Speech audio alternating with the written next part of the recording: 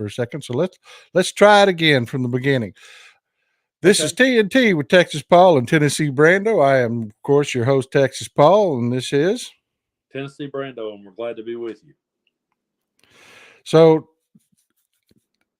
like I was telling everybody last week, I did a show on why not to talk to these Maga nuts.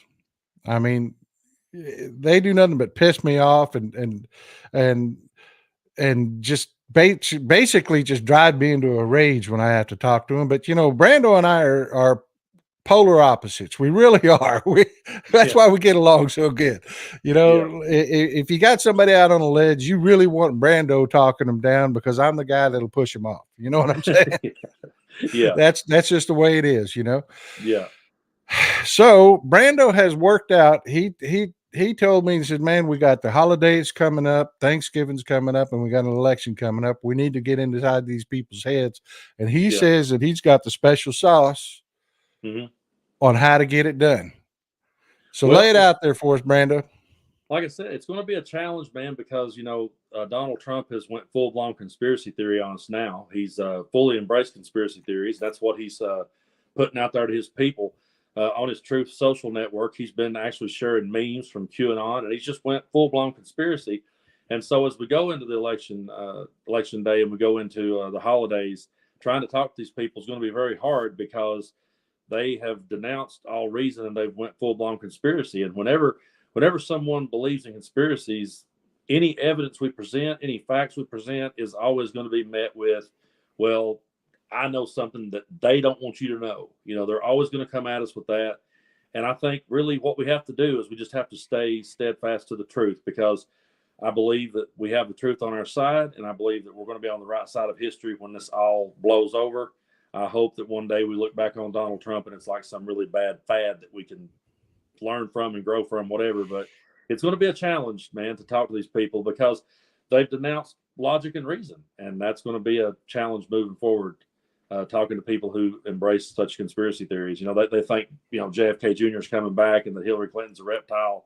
So it's going to be hard to have a reasonable conversation with people that thinks that.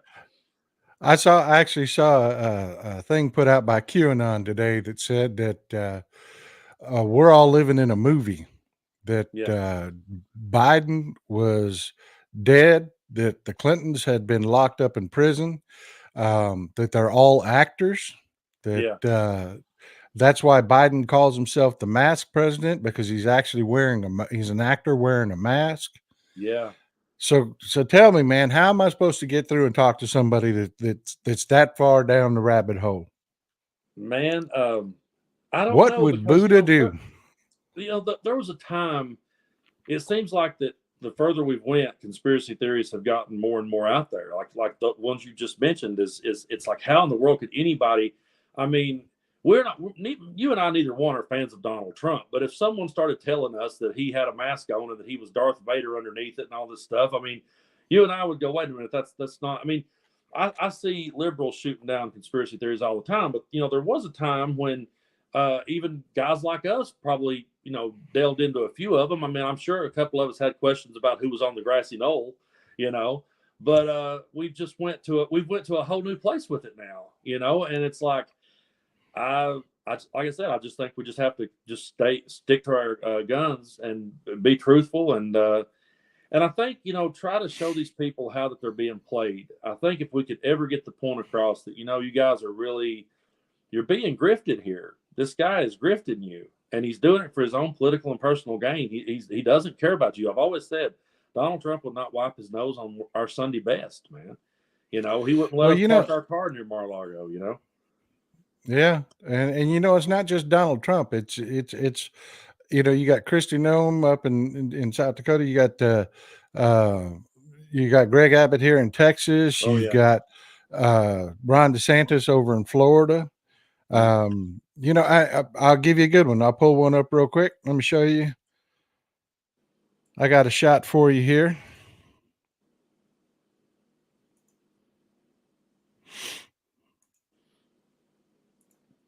Right there, bud. This one right here. Yeah. Everyone that you talk to on the right, I don't care if they profess to be MAGA or profess to be Republican or whatever the hell their persuasion is. If they're right of center, they Mhm. believe that we have an open southern border. Yeah. And really, what we've got going on right now is the exact same laws in place, the Title 42 a law in place that Donald Trump was using during COVID. A Yeah. judge has prevented Joe Biden from ending Title 42, and they're still in court battles about this. And I mean, this is getting so bad that we're actually starting to have human rights organizations taking a look at what we're doing, and it's because of things like this right here. Yeah. Um, if you take a look, you see we've got uh, we've got a whole lot of people that Greg Abbott locked up in prison, Hmm. and instead of giving them their rights, I mean, because laws don't just apply to, I don't know how many people don't understand this, but when you come to the United States, all the laws of the United States still apply. It's like if you go to France, you got to follow France's laws. Yeah. Well, we have a right to a speedy trial, and Yeah. that's relative compared to whether something's a felony or a misdemeanor. Yeah. Well, I've talked to you before about how old Greg Abbott uh, emptied out the Briscoe unit, which is 1,000 bed jail, and Yeah. as a boondoggle, he sent all these felonies off to paid prisons. Hmm. And this right here is just amazing to me. If you take a look at this, Yeah. a judge actually ordered them because they had several congressmen really just get all over Greg Abbott because these are human rights abuses that you're looking at right here. Yeah. In the Briscoe unit and the Segovia unit, these are people that are held on a misdemeanor trespassing charge. That's usually a ticket. Yeah. They give you a ticket to appear, and that's it. Hmm. He's been holding people in jail without trial. He's got some of them. I mean, you've got 262 of them as of uh, last April, 262 of them for over 90 days Yeah. with no trial, no nothing. Yeah. No lawyer, no representation. He's just doing, these Republicans are just doing whatever the hell they want to do. Yeah. And we've got to find common ground with them. We do. Y- And it's We've it's got to, it's hard to find common ground, Paul, with people who, if something doesn't concern them or if they're not affected by it, they don't care. That's one of the hardest parts that I find getting through to people is they look at someone like that and they feel like they're coming here to take away from them. So it's hard to get through to people who it has to affect them. If this was stuff affecting the riot, if it was affecting MAGA people, you would hear them singing a completely different tune. But it's people that they don't understand. It's people they fear. Everything they fear and everything they don't understand is what they're out to get, and it's really hard to get through on that level and find common ground with people who don't care about other people, because people like us care. People like us, like you said before, we're our brother's keeper. We look out for each other. I've always said that Republicans love to shout about how that we should pull ourselves up by our boots, but it's been Democrats and liberals that made sure people had a pair of boots to begin with. So and I know you're 100% right on that. And my problem is, and my hardest, the most difficult part is for me is let me pull that back up for you. This is the kind of thing that we're talking about. It's dealing with people that are demanding to be told what they want to believe. Let me yeah, highlight a couple things here. 39% of Americans and 60% of Republicans believe that most fentanyl entering the United States is smuggled in by unauthorized immigrants crossing the border illegally. Greg Abbott spent going on $5 billion with this Lone Star boondoggle, which is nothing but a lie. Yeah. But he's getting traction because these people believe it's true. Yeah. They believe it's true. I mean, they think that illegals are packing these drugs across, and it's not true. It's just not true. Let me highlight another thing here. People, these drugs we know are coming through the actual ports. We know that they're coming through and they're being seized by the federal government. Yeah. And we know it's being done here. Look at this number right here. 86% of convicted fentanyl drug traffickers in 2021 were United States citizens. Yeah. And they were caught at the border trying to smuggle drugs through, I mean, that is just such an important fact, but they want to believe it's the other. They want to believe it's those awful brown people that are coming across the border. And it's a load of horse shit. It is, and they believe that because they fear those people. They're afraid of them. They don't understand them, and anything they don't fear or understand is what they're going to believe. You could tell them anything. You could pull up any statistic and any number and say to them that someone coming across the border or some person of color did it, and they would buy it, and you wouldn't even have to back it up with no actual evidence. If you said that, because of their fear of the unknown and fear of people who aren't like them, they'll buy it. And that's well, that's one of the hardest. I'm sorry, I didn't mean to interrupt you. I apologize. No, you're fine. I'm just saying that's one of the hardest hurdles for us to get over with these people. We've got a guest here with us that's actually going to talk about a little bit more of that, about people believing what they want to believe instead of what's true. She's going to smack down a little bit of Maga revisionist history for us. I wanted you to welcome Kerr Bear for. Hi. She is our longtime friend, going all the way back to TikTok. And I understand that you've got a few facts that you want to straighten out for us tonight. I do. And thank you for having me on. Let me get my little notebook. So I think what we are ultimately battling, just listening to you guys talk about how the Republicans say you can spout out facts and they don't want to hear it. They don't want to believe it.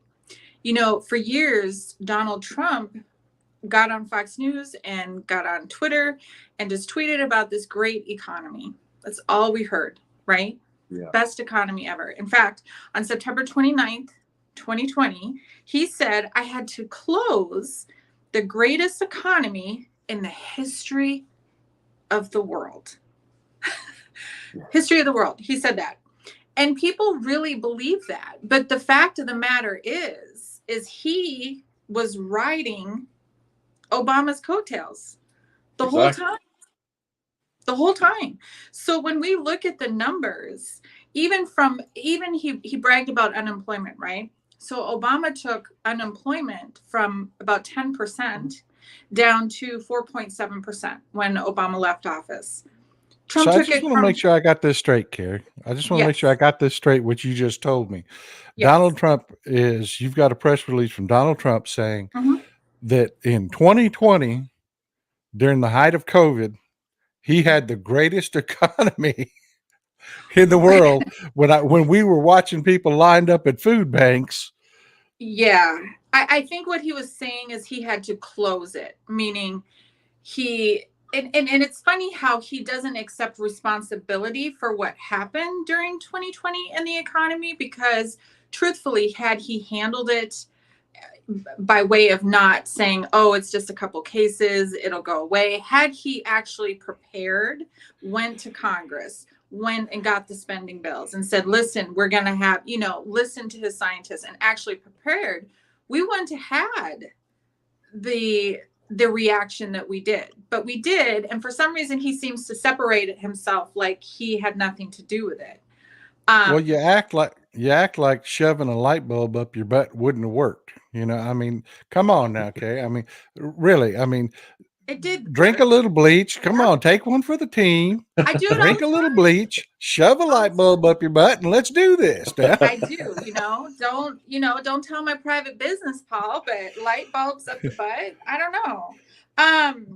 Yeah. So he really did actually say that though. And it was right before the election. And, he was touting it was the greatest economy. And even today, I got into a discussion with someone on TikTok who was saying how Trump basically left this blueprint for Biden to just continue the greatness. And I'm like, wait a minute, what greatness? We were damn near a depression. Like in 2020, if I remember seeing the food line. Uh-oh. I'm telling you, we're having all kind of technical issues today. But anyways, Brandon, too. She was making some great points. Oh, I'm sorry. I'm back. She's Sorry. back. All right. Okay.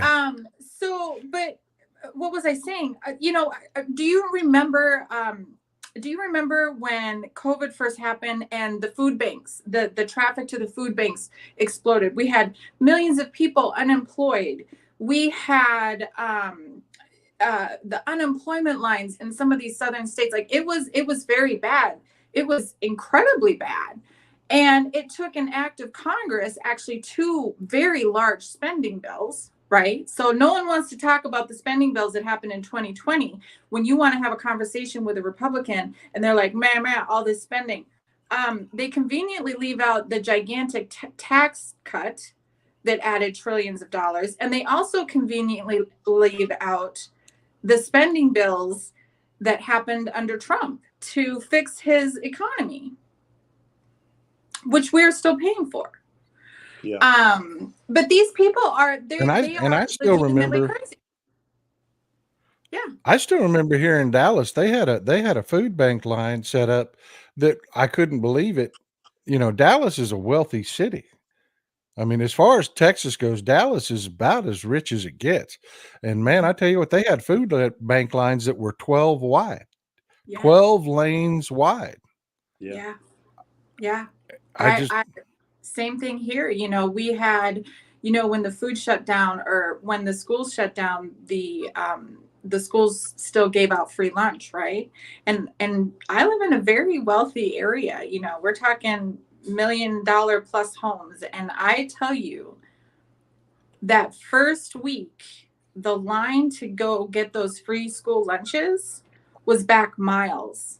And I was shocked because I was just like, well, these people, just like you were saying, and I don't know if it was people who were coming from other areas that knew that they could come, you know what I mean? It could have been that, but I don't think it was. I think it was a general uneasy feeling and people not knowing. Do we remember like the uncertainty that we had in 2020? Like it was a nightmare scenario that somehow MAGA people have forgotten and have absolved Trump of any responsibility, like literally none. And then, and I'll just make one more point and I'll throw it back to you. Then they seem to think, and this is what I always ask people, they say, well, Biden didn't create any jobs. Those jobs just came back. And I'm like, well, you riddle me this. If he's destroying the country and everything, and he's doing everything wrong, how would those jobs come back?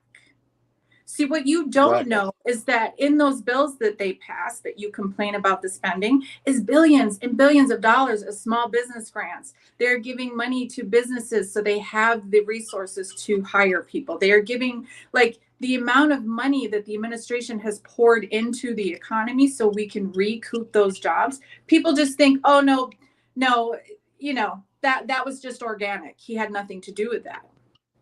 Well, let me ask you this. Along Brando, what Brando was talking about. How do we short circuit it? Because we've got an election coming up. We've got the holidays coming up.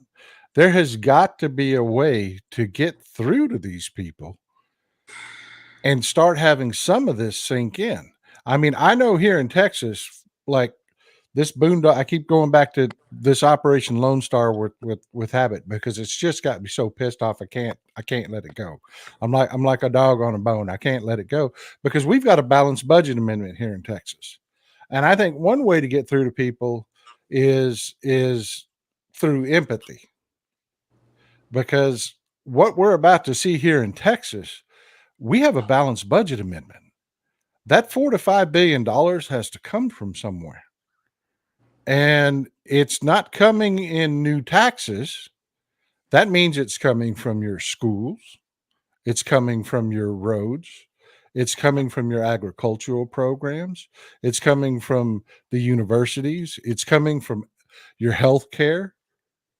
They have to take this boondoggle money from somewhere. And on top of it, we know that a big part of it is, it's all just a failure. It is a failure. Aren't the numbers higher now? As far as I think I read today that since he started that program, that literally there has been no change, and that actually it's the border crossing numbers are actually higher. So it's a waste of money. But I don't know. The apprehensions are higher, but yeah, the apprehensions are higher, but that's Customs and Border Patrol. That's not the state's doing. Hell, do you remember when in Afghanistan, when they had that suicide bomber, when we were pulling everybody out and 13 Marines died? Well, 6 guardsmen have died on the border since Abbott started this crap. And they didn't die from violence from immigrants coming in. 4 of them committed suicide because guardsmen are not full-time soldiers. When he pulled these people to the border, he pulled them out of their lives.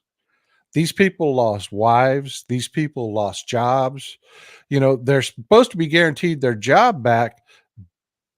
But when are you going to get back to it? You had people that were making 4 or 5 times what they are. The guardsman gig was a side gig. It wasn't their primary income. And that was gone. They had 4 of them commit suicide, and 2 died through what they called weapons misfires, which I just don't think they wanted to call those suicides, to be quite honest with you. They, we've got these guardsmen that can't do anything, that are stuck down in the desert. And again, I think that's how we get to them, is that we stop trying to poke them in the eye, for being idiots, which I know is hard to do because some of them really are idiots. But I think those common ground, I don't know, Brando, those common ground points that we can actually all, I don't think anybody's happy that we've got six soldiers dead on the southern border because they were put into a mission with no description, no way to do anything. They were just stuck out in the Sonoran Desert in 100-degree heat to stand there and look pretty, with nothing to do. Yeah. I don't know. What do you think? Boy, did I bring the room down. Well, I'm in a different part of the country, right? So I'm in a blue state. So, it's real easy for me to just cut those crazy people off because there's plenty of other people around. But I would say for me, I don't know if there is empathy, Paul. I don't. I think there's concern about pocketbooks. I think that, like for Texas, I know that you guys have had your property insurance has went up tremendously. Like it's just your energy bills have went up tremendously. Like it's just really bad money management, right? I don't see MAGA people really being empathetic at all because I don't think that they would be MAGAs if they had empathy. Good, that's I a don't good know, point. Brando. I don't know, Brando. You seem to preach the opposite. What do you think, man? Well, it's hard to disagree with her really, because they're not very empathetic people, and I'm in a red state, and back in 2020, we were talking earlier about 2020. Back in 2020, I was working in a small warehouse, and when COVID began breaking out, instead of people taking it serious and saying, "Hey, we're in the middle of a global pandemic," they viewed the whole thing. They felt like the whole thing was staged to get Trump. That they're just saying this. They're just doing this to get Trump. They're trying to derail him, and there was never a moment when they had any responsibility or said he's responsible for any of it. It was all the Democrats' fault before Joe Biden was even thought about being elected. So Well, it's guys, tough. It's tough it's to disagree with 8:30. her. It's 8:30, and we normally cut it off here, but we got a 5-minute late start. So what I'm going to do is I'm going to throw this to the audience. Okay. What do you guys think? I want to see you guys in the chat. What do you guys think that we can do between now and election day and now and the holidays to penetrate that right wing bubble, to get through to these people, to peel off enough to make sure that we have a solid blue wave? One thing I have noticed while you're looking at the comments there and getting the question, one thing I have noticed is that if you start talking to a MAGA person or a Trump supporter about things, as long as you don't use the words Joe Biden, Democrat, or Hillary Clinton, or as long as you don't say those words, you can start to kind of break through to them. But the minute you point that, hey, this was done by Joe Biden or this was done, against Trump, they turn on you. The minute that it becomes political to them, they turn on you. So that's one hard hump to get over. We got Anthony Blythe here he's got a good idea as far as strategy for keeping us pumped up. Call it Rovember nonstop, but I don't know how well that's going to break through. Anthony, what do you think? I mean, what can we do not just motivate our side? I mean, there are some. I'll give you a perfect example. My son, my oldest son, is he's a Trumper. But we can talk. We can talk because we talk issue to issue. Yeah. We stay away from the labels. Yeah. I don't know, when you're talking with a stranger though, how do you get them to accept real facts? Like I just popped up for you, the border's not open. Title 42 is still in place. How do we do it? My opinion might be the minority here, but nope, it's not, because the Cynthia was just going to say exactly what I was going to say. I think we can't penetrate those hardcore ones. There are enough independents. There are enough non-MAGA Republicans. There are enough people out there who absolutely do care about the government interfering in women's health, that I think we can absolutely win with Rovember. You are not going to penetrate Trumpers. Not that you'd want to, but you know what I mean? Like, you're not, Yeah. you're not, oops, sorry.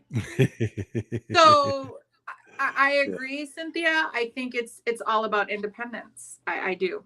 Yeah. Yeah. I think if you can find people that have a middle ground, then you're more apt to reach out to them. Because I said last week, a lot of times when you start talking with Trumpers, you get caught up in the extremes and you can't make it back to the middle. So maybe we need to start at the middle and work out toward the extremes. Well, BK here is talking about doing like the Beto example. Let's do the town halls and just let everybody air it out. Because I think that there's a point to that. There really is. Is that if you can get those gatherings together and you just let people talk, it's like it depressurizes the room. I've been there with Beto, where you've got people literally that start the rally on the outside screaming, trying to interrupt. And by the time he's halfway through talking, and he's talking to them, I mean, pointing at them, talking to them, not talking at them, talking, you know what I mean? And asking them questions. And by the time at the end of the rally, they're like, I've never voted Democrat before, but I may give it a try this time. You know what I mean? Yeah. I think OBK may have a point there. I think so. I think it's as long as you can talk with people, hear them, make them feel valued in their opinion. It's just like, any relationship when you want to work through conflict, right? You're not going to get anywhere if you're condescending, and which I totally am when I'm talking to Magas. I need to work on that with myself and just, understand that they really are brainwashed and they are getting a lot of things that they take as fact, and in their world it is fact. And we just have to break through that barrier. Yeah. What Andrea Schickoff here is talking about, me and Mrs. Texas Paul, we are the worst about this. Every restaurant we go to, every time we go to Sam's, every time we go to, we're pulling somebody aside. Hey, are you registered to vote? And they'll all be, and they take one look at me, and of course they're thinking, oh God, here comes the Republican bullshit. You know what I mean? I'm like, no, really, are you voting blue? And then they look at me like, what? I'm like, yeah, man, come on. You gotta vote blue, because I'm not leaving this next generation, my daughters and granddaughters, with less rights and liberties than my wife had when we made those kids. Yeah. I'm not doing it. I'm not doing it. Well, folks, I appreciate you for hanging out, and I'm sorry we've run a minute over. Brando, as always, and it's great to see you. We need to do this more than once a week sometime, man. We got to figure that out, because I'm enjoying the hell out of this. Carrie, thank you so much for joining us. Thank you. You are the best. Find Carrie at Kerr Bear 3.0 on TikTok. She's also on Twitter.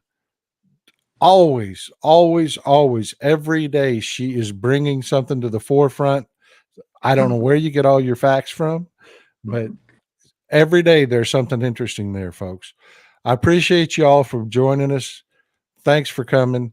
We'll catch you next week at Wednesday at 8 o'clock. I'm going to work on Brando, see if I can't talk him into doing this show maybe 2 or 3 times a week. We'll see how it works out, folks. All right. Y'all have a good night. Thank you, guys. Thank you.